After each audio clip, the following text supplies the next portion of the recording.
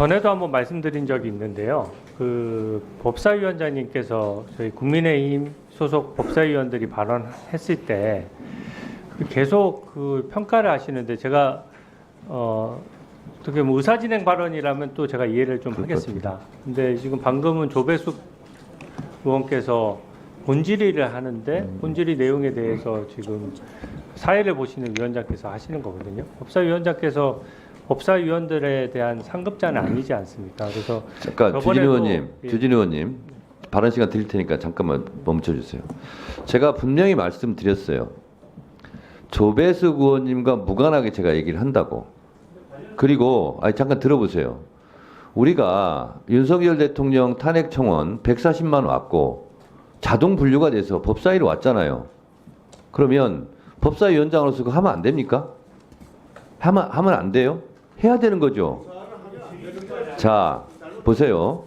그리고 검사 탄핵 청문회도 본회의에서 법사위로 회부했어요. 당연히 해야 되죠. 그렇지 않습니까? 그래서 우리 법사위에서 기왕 한 일이고 또 앞으로 벌어질 일에 대해서 자꾸 불법을 주장하거나 위원장이 무슨 편법을 사용해서 하는 듯한 그런 것은 자제해달라고 오늘뿐만 아니라 그전에도 계속 말씀드렸죠. 근데 국민의힘 의원들께서 계속 하세요. 그러니까 법대로 진행하고 있는 부분에 대해서는 인정을 하셔야죠. 그리고 내용을 주장을 하시라는 말이에요. 근데 법사위에서 법대로 진행되는 회의 자체를 부정하거나 그거에 대해서 비난을 하시면 위원장으로서 이 회의를 진행하는 위원장으로서는 그럼 뭐가 됩니까? 그 부분을 말씀드린 거예요. 그 하면서 내용상 얼마든지 주장하시라고요. 그것이 못마땅하더라도 그런 것을 제가 말씀드리는 거예요. 그래서 그런 부분을 참조해서 말씀해 주시기 바랍니다. 네, 계속하세요. 그러면은 아니 본질의 시간이 이제 정해져 있지 않습니까? 그래서 제가 드리고 싶은 말씀은 그겁니다.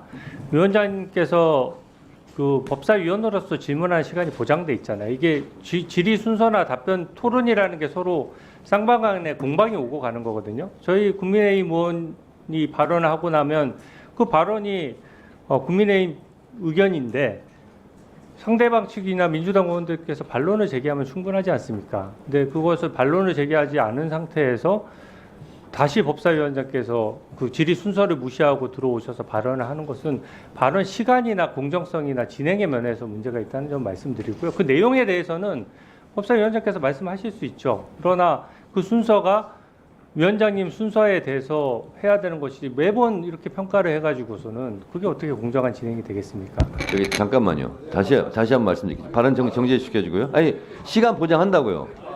시간 보장한다고요. 자 보세요.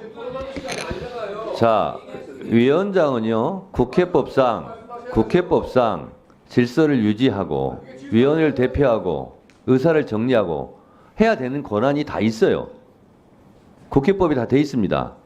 국회법 49조 1항에 돼 있어요. 그래서 여러 가지 관계를 위원장이 진행을 함으로써 진행하는 발언을 할 수 있어요.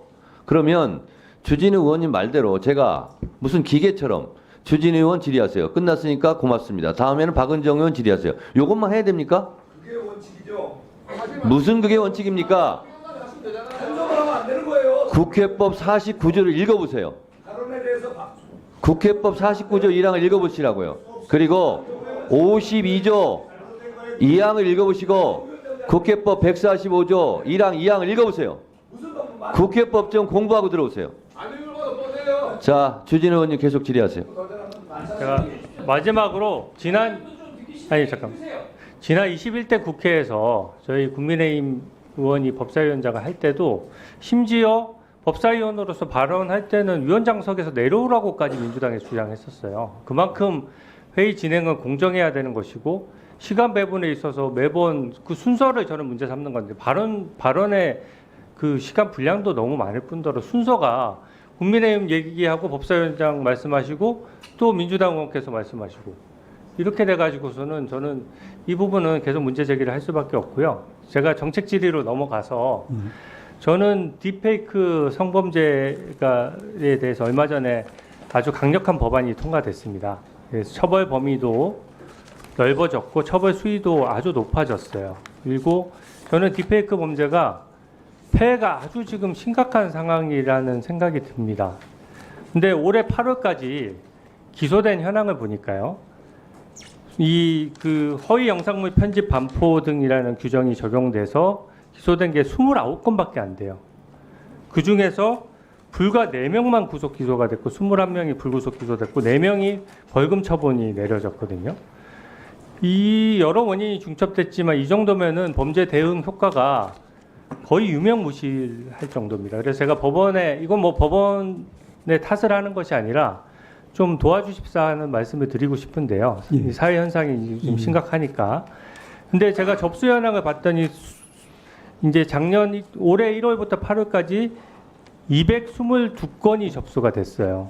근데 기소는 29건만 됐다는 얘기는 뭐냐면 겨우 10% 정도만 기소가 되는 겁니다. 안 그래도 신고 안 되는 암수 범죄율이 높은데 이걸 접수할 정도라면 굉장히 피해가 심각해서 신고를 하는 것이거든요. 그 중에서도 기소율이 10%밖에 안 돼요. 물론 이건 제가 법무부 때도 질의할 내용이지만 이거는 영장이라든지 양형 기준에 있어서 이 사회 현상에 대한 이해도를 존경하는 재판장님들께서 좀 상당히 이해하는 게 필요하고 그 부분에 대해서 법원, 행정처, 사법연수원, 양형위원회가 동시에 작동을 해줘야 저는 가능하다고 생각하거든요. 일단 먼저 권기현 사법연수원장께 한번 여쭤보겠습니다.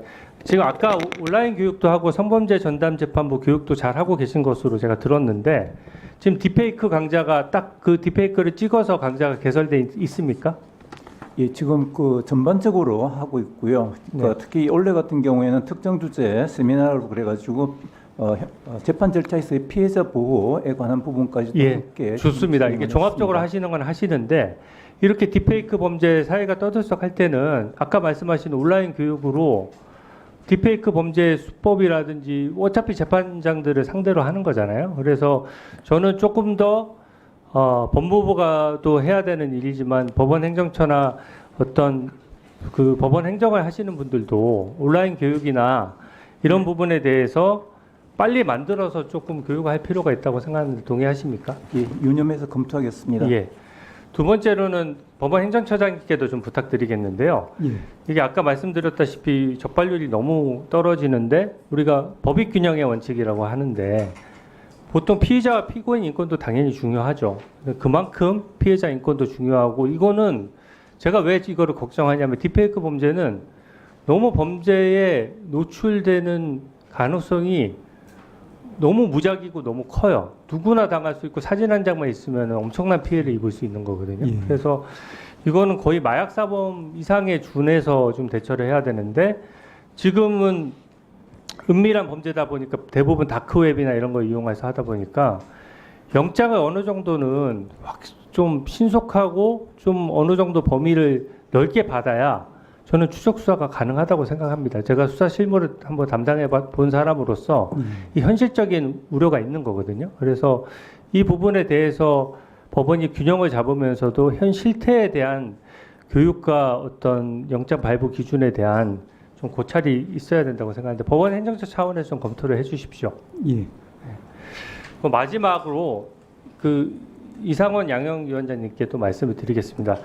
얼마 전에 제가 보니까 이 양형위원회의 운영 그 실태를 보니까 이게 양형위원회의 양형 기준이 바뀌는 게 양형위원회 임기가 2년이다 보니까 2년의 첫 번째 회의에서 뭘 바꿀지를 결정을 하고 그것을 심의해서 2년 내에 바꿔 가시는 것 같아요.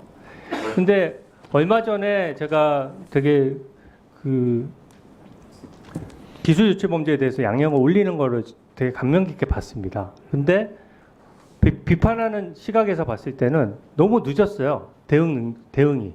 그러니까 실컷 기술 유출 범죄에서 지금 100조가 국부가 유출됐느냐 안 됐느냐 하는데 이게 지금 항상 좀 늦단 말이죠. 근데 딥페이크 범죄 어떻습니까? 지금 통과됐는데 양형위원회 지금 보면 2년마다 한 번씩 범죄를 선정해서 대응에 문제가 있어서 이런 것들은 끼워 넣어서더라도 빨리 양형 기준을 좀 마련해 주시기 바랍니다. 답변 드려도 되겠습니다. 지금 위원님이 말씀하시는 바로 그 부분이 제가 양형위원장을 맡고 나서 느낀 문제점 중에 하나인데, 사실 이 양형 기준을 설정을 하고 자꾸 이제 수정하는 작업도 계속 업데이트를 해야 하지만, 제가 현실을 보니까 이제 인력과 예산이 턱없이 부족해서요.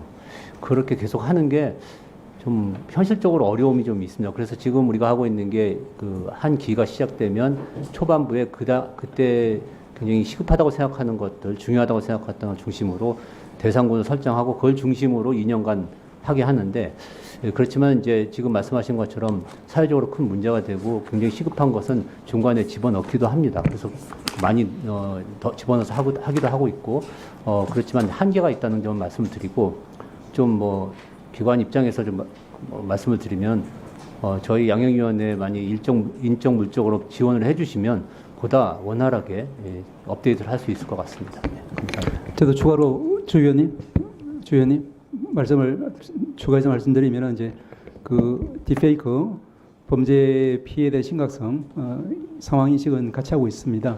그런데 조금 전에 주신 그 말씀 부분 관련해서는 잘 아시다시피 양형 기준이라고 하는 게 경험적인 접근을 위주로 하면서 거기다가 규범적인 조정을 좀 하는 것 아니겠습니까? 그래서 이제 새롭게 이제 대두되고 있는 이런 범죄에 대해서 적극적으로 양형 기준에 반영하기는 구조적으로 좀 쉽지 않은 측면이 있지만 그렇기 때문에 더더욱 일선에서 기존의 어떤 법정형 범위 내에서 형사재판을 담당하는 법관들의 역할이 중요한 것 같습니다. 조금 전에 주신 그 이제 상황 인식은 저희들이 공유를 해서 잘 충실히 한번 반영하도록 검토해 보겠습니다. 우리 법원행정처장님, 예. 아까 제가 모두 발언할 때 예. 발언 시간이 끝나고 추가 발언할 경우 예. 위원장한테 예. 발언 신청을 하라고 했습니다. 그렇게 하겠습니다. 주진우 의원님이 위원장이 아닙니다. 예.